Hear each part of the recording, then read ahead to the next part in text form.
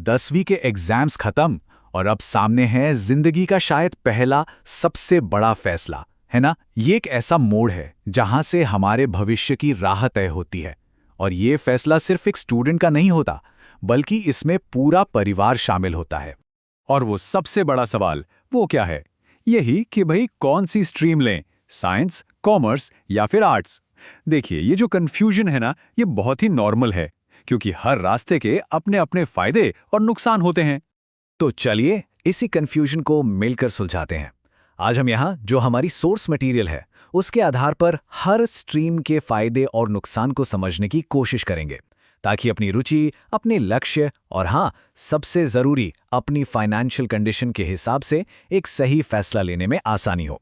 तो सबसे पहले बात करते हैं कॉमर्स स्ट्रीम की। हमारी सोर्स मटेरियल इसे एक एक्सप्रेसवे की तरह बताती है, मतलब एक ऐसा रास्ता जो एक खास मंजिल तक तो आपको बहुत तेजी से पहुंचा सकता है, लेकिन अगर बीच रास्ते में मन बदल गया तो बाहर निकलने के विकल्प बहुत ही कम हैं। तो सवाल ये है कि ये रास्ता आखिर है किसके लिए? तो देखिए, सोर्स के मुताबिक ये उन लोगों के लिए एकदम सही है जिनका लक्ष्य बिल्कुल साफ है, जैसे कि मुझे सीए बनना है या सीएस बनना है, बस।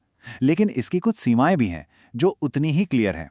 ये एक कह सकते हैं कि एक संकरा रास्ता है, जहां से बाद में करियर बदलना बहुत मुश्किल हो जाता है। और सबसे बड़ी बात, इस रास्ते पर चलने के लिए एक मजबूत आर्थिक सहारा चाहिए। क्यों? क्योंकि पढ़ाई के दौरान ट्यूशन्स वगैरह पढ़ाकर पार्ट टाइम कमाई करने के मौके लगभग जीरो होते हैं। और यही बात हमें सोर्स की इस सीधी सपाट सलाह पर ले आती है। मतलब कॉमर्स चुनने का फैसला सिर्फ इंटरेस्ट का नहीं है, ये एक प्रैक्टिकल, एक आर्थिक फैसला भी है। ये एक लंबा इन्वेस्टमेंट है जिसके लिए सब्र भी चाहिए और आर्थिक स्थिरता भी। अच्छा, अब कॉमर्स से आगे बढ़ते हैं और बात करते हैं आर्ट्स यानी ह्यूमैनिटीज स्ट्रीम की। अब ये भी कॉमर्स की ही तरह एक खास तरह का रास्ता है। ये उन लोगों के लिए है जिनके दिमाग में करियर को लेकर कुछ खास लक्ष्य हैं, जो साइंटिफिक फील्ड से जुड़े हुए नहीं हैं। तो फिर आर्ट स्ट्रीम किसे लेनी चाहिए? सोर्स के हिसाब से ये उन लोगों के लिए सबसे अच्छा है जिनका सपना यूपीएससी पास करना है या फिर लॉ के फील्ड में जाना है।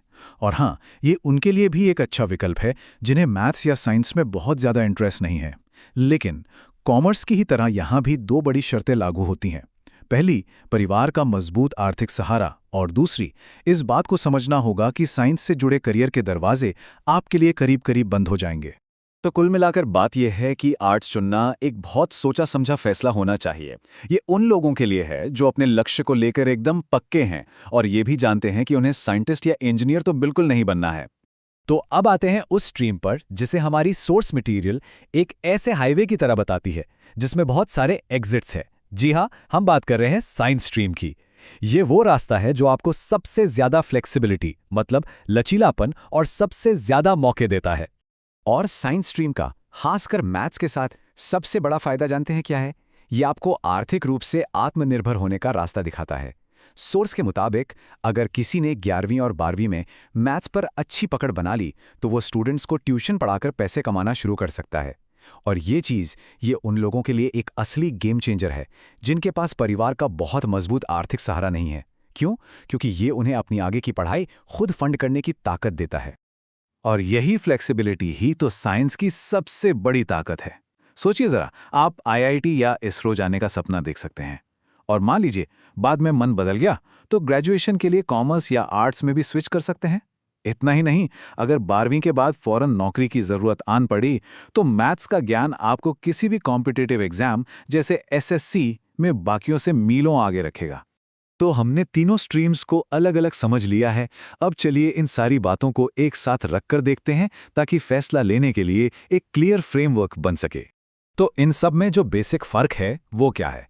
देखिए, कॉमर्स और आर्ट्स ये एक एक्सप्रेसवे की तरह हैं। मंजिल तय है, रास्ता सीधा है, लेकिन एग्जिट्स कम हैं। वहीं दूसरी तरफ साइंस एक हाईवे है जिसमें कई एग्जिट्स हैं, कई रास्ते हैं। ये आपको बीच रास्ते में अपनी मंजिल बदलने या नई मंजिलें खोजने की पूरी आज़ादी देता है। तो फिर सही क्या है? इसका जवाब किसी की प्राथमिकता पर निर्भर करता है। सोर्स के पूरे एनालिसिस का निचोड़ यही है, अगर लक्ष्य बिल्कुल तय है, जैसे सीए या यूपीएससी, और पूरा फाइनेंशियल सपोर्ट भी है, तो बिना झिझक कॉमर्स या आर्ट्स चुनना चाहिए। लेकिन अगर पहली प्राथमिकता आर्थिक रूप से आत्मनिर्भर बनना है और भविष्य के लिए सारे विकल्प खुले रखने हैं, तो सोर्स की सलाह एकदम साफ है। मैथ्स के साथ साइंस स्ट्रीम ही सबसे अच्छा विकल्प है। और आखिर में बस एक बात याद रखिएगा, 10वीं के बाद चुना गया रास्ता आपके सफर की दिशा तो तय करता है, लेकिन ये आपकी आखिरी मंजिल तय नहीं करता। ये सिर्फ एक शुरुआत है, अंत नहीं। सबसे जरूरी बात यह है कि कोई भी रास्ता चुने, उस पर लगातार सीखते रहें, और अगर कभी जरूरत पड़े तो अपने लिए नए रास्ते बनाने से कभी न डरें।